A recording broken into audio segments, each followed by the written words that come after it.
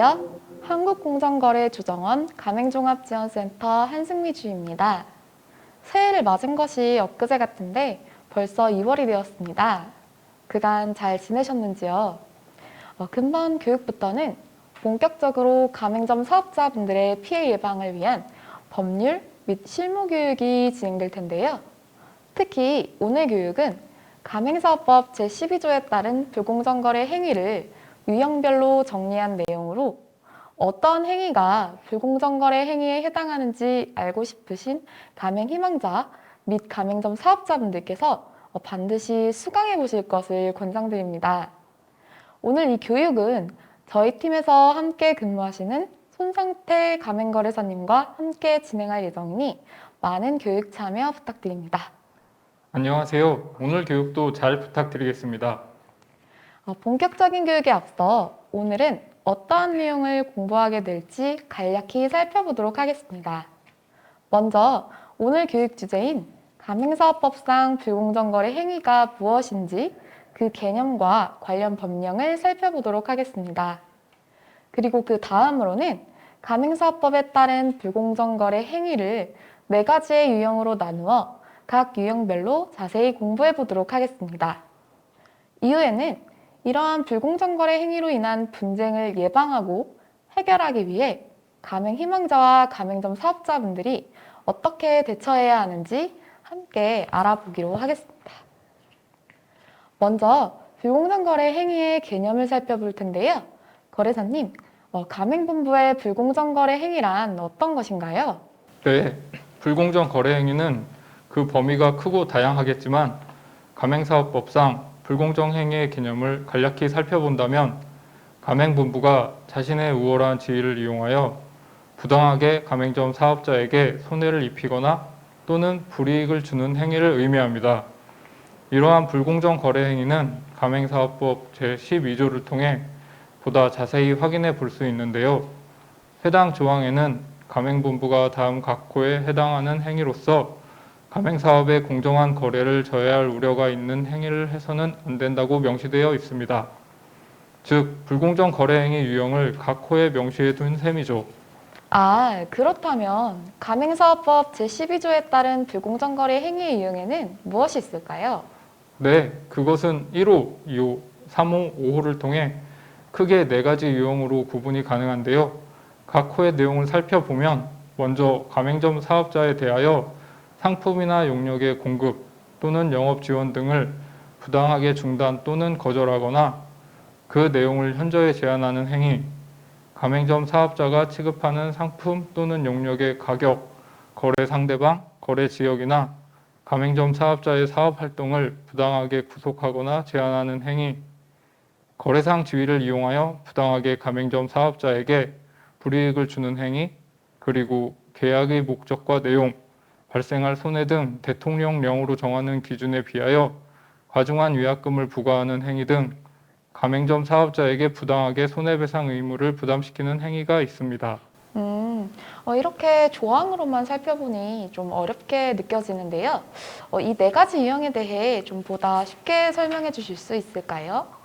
네, 그렇다면 지금부터는 4가지 유형으로 구분된 불공정 거래 행위의 개념을 좀 더 이해하기 쉽도록 단순화하여 그 개념과 사례를 살펴보도록 하겠습니다. 먼저 가맹사업법 제12조에 근거한 불공정 거래 행위는 크게 거래 거절, 구속조건부 거래, 거래상 지위 남용, 부당한 손해배상 청구로 나누어 볼 수 있는데요. 먼저 거래 거절이란 말 그대로 가맹본부가 가맹점 사업자에게 상품이나 용역, 영업 지원 등을 부당하게 중단하거나 또는 거절하는 행위를 의미합니다. 그렇군요. 그렇다면 이러한 거래 거절에 해당하는 사례에는 어떤 것들이 있을까요? 네, 거래 거절에 대한 사례는 공정거래위원회 2019 가조 1126 사건을 통해 확인하실 수 있는데요. 치킨 가맹본부인 A사는 가맹점 사업자들에게 닭고기와 기름 등 원재료 등을 공급하고 있었습니다. 그런데 이렇게 공급받은 원재료의 값이 품질에 비해 너무 비싸다며 가맹점 사업자 단체를 구성하여 이를 문제 제기하였습니다. 그러나 가맹본부는 이러한 가맹점 사업자 단체의 주장이 허위사실 유포라고 하며 일방적으로 계약을 해지하게 되었습니다. 그렇다면 어째서 공정위는 해당 행위를 거래 거절로 판단하게 된 것일까요? 본 사건에서 가맹점 사업자 단체는 시중 가격 등 나름의 근거를 가지고 가맹본부에 이의를 제기하였습니다. 그럼에도 불구하고 가맹점 사업자 단체 활동을 했다는 사유로 가맹계약을 해지하는 것은 가맹본부가 부당하게 상품 등에 대한 공급을 중단하였다고 본 것이죠. 그 다음은 구속조건부 거래인데요. 본 행위는 상품 또는 용역의 가격, 가맹점 사업자의 거래 상대방, 거래 지역, 사업 활동 등을 가맹본부가 부당하게 구속하거나 제한하는 것을 의미합니다. 즉, 가맹본부가 부당하게 가맹점 사업자의 이익 추구 행위를 제한하는 것으로 본 것이죠. 그렇다면 구속조건부 거래 행위에 해당하는 사례에는 어떤 것들이 또 있을까요? 네, 본 불공정 거래 행위 사례는 공정거래위원회 2016 시감 2854 사건에서 확인하실 수 있는데요. 타이어 가맹본부는 가맹점 사업자에게 타이어 가격의 범위를 설정하며 지정 가격 범위 외에는 포스의 입력조차 불가하게 하는 등 가격을 강제하는 행위를 하였습니다. 뿐만 아니라 범위 외 가격으로 판매하는 가맹점 사업자에게는 물품 공급을 중단하기도 하였는데요. 이는 가맹점 사업자의 자유의사에 반하여 타이어 가격의 범위를 강제하고 심지어 이에 반할 시 불이익을 주는 구속조건부 거래 행위에 해당한다고 보았던 것이죠.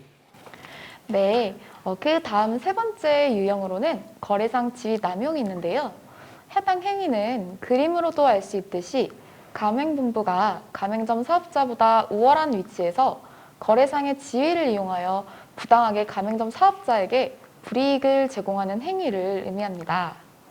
대표적인 사례로는 서울고등법원 2012 누 40218 사건이 있는데요. 해당 판례에 따르면 자동차 정비 가맹본부가 서비스를 개선한다는 취지로 각 가맹점 사업자들에게 시설 환경 표준화를 강요한 사실이 확인되었습니다. 본 사건에서 법원은 자동차 정비 가맹본부가 합리적인 비용 분담이나 가맹점 사업자의 분명한 동의 없이 시설 환경 표준화를 강요하였다고 보았습니다. 또한 시설 환경 표준화를 시행하지 않은 가맹점에 대해서는 평가 점수를 낮게 주는 등 가맹본부가 자신의 우월한 지위를 이용하여 가맹점 사업자에게 부당하게 불이익을 주었다고 판단하였습니다. 이에 본 행위를 거래상 지위 남용에 해당한다고 판결을 내리게 된 것이죠. 이제 마지막 네 번째 불공정 거래 행위 유형을 살펴볼 텐데요. 거래사님, 마지막 부당한 손해배상은 무엇을 의미하나요? 네, 부당한 손해배상은 가중한 위약금을 부과하는 등 가맹점 사업자에게 부당하게 손해배상 의무를 부담시키는 것을 의미하는데요. 여기서 위약금이란 가맹점 사업자가 가맹계약을 중도 해지하는 경우 등에 발생하는 위약금 등을 포함하며 설사 가맹점 사업자의 과실이 있다고 하더라도 그 과실에 비해 가중한 위약금을 부과하는 행위도 부당한 손해배상에 포함된다고 보았습니다. 네, 말씀 주신 내용을 들어보니 서울 동부지방법원 2012 가단 64742 사건과 관련이 좀 있어 보이네요. 맞습니다. 본 사건에서 편의점 가맹점 사업자는 수익 악화로 가맹본부에 대해 가맹계약의 중도 해지를 요청하였고 가맹본부는 중도 해지 위약금으로 4,170만 원 가량을 청구하였습니다. 그러나 가맹점 사업자 B씨는 계약기간 5년 중 3년을 채운 상태에서 가맹본부가 제시한 위약금이 너무 과하다고 주장하였는데요.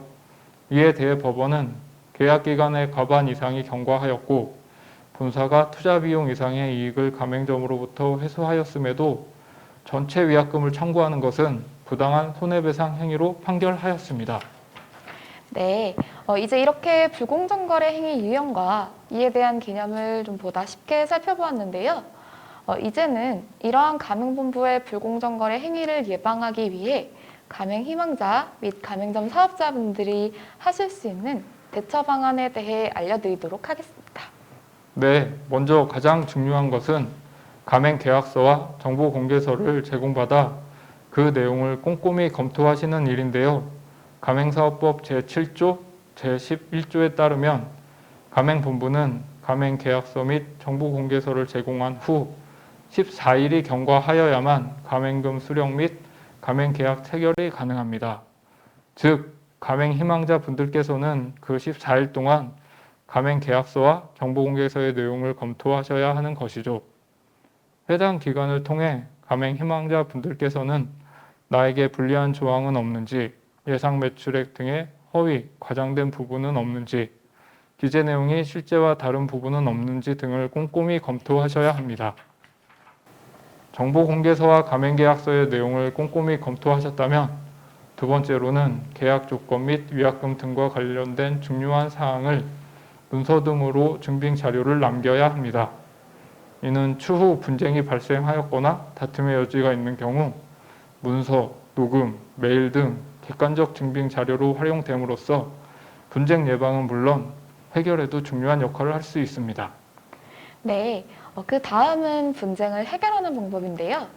먼저 분쟁이 발생하였을 때는 앞서 수집한 증빙자료와 객관적 수치를 근거로 가맹본부와 이야기해 보시는 것이 좋습니다.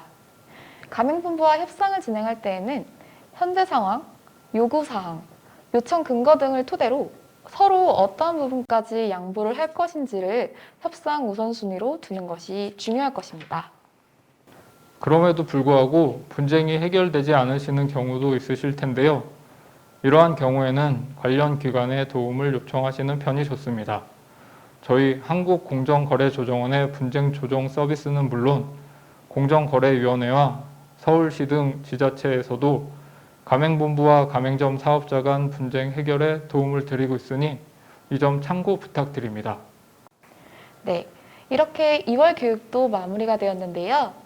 3월에는 각 업종별 부공정거래 행위에는 어떠한 것들이 있는지 살펴볼 예정이니 다음 달에도 가맹종합지원센터 교육에 대한 지속적인 관심을 부탁드립니다. 감사합니다. 감사합니다.